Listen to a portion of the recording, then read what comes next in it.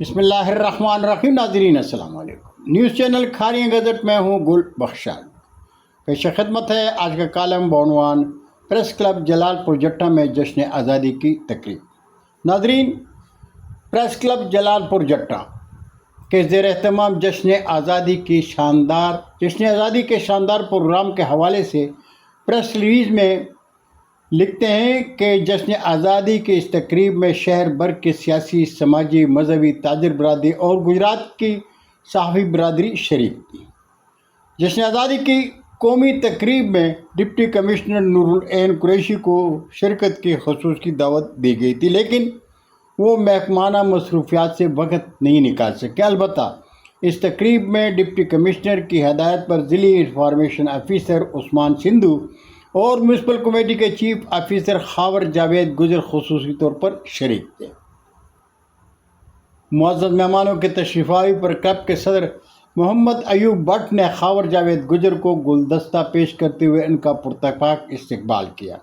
Press club جلال پور جٹا کے صدر محمد ایوب بٹ اور کلب کے دوسرے ممبران نے جشن آزادی کی تقریب میں ڈپٹی کمشنر گجرات کو دعوت دی اور ڈپٹی کمشنر نے دعوت قبول کی۔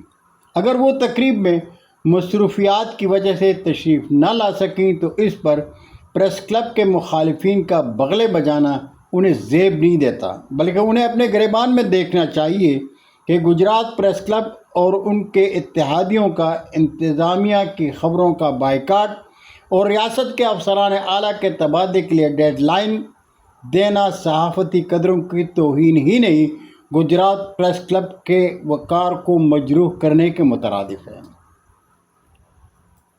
ناظرین، صحافی برادری کے غیر ذمہ دارانہ عمل سے انتظامیہ کی صحت پر کوئی اثر نہیں پڑتا، اس لیے بہتر ہوتا ہے کہ جتنی چادر ہو صحافی اتنے ہی پاؤں پھیلائیں۔ چادر سے پاؤں باہر نکالیں گے تو پاؤں ننگے ہو جائیں گے، اس لیے کہ صحافیوں کے پاؤں کے نیچے تو اپنی زمین بھی نہیں ہوتی۔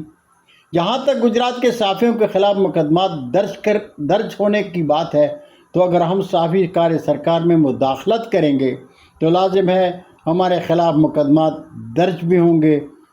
اس لیے گجرات پریس کلب کو اپنے عمل اور اس کے رد عمل کو سوچنا چاہیے۔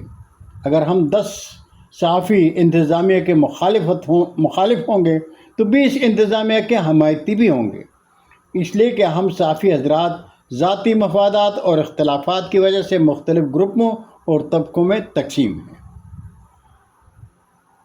پریس کلب جلال پور جٹا کے صدر محمد ایوب بٹ کا ڈپٹی کمشنر گجرات کو قومی تقریب میں شریک ہونے کی دعوت قابل صد تحسین ہے۔ انہوں نے ضلعی انتظامیہ سے صحافی برادری کے اختلافات کے چہرے کو بے نقاب کر دیا ہے۔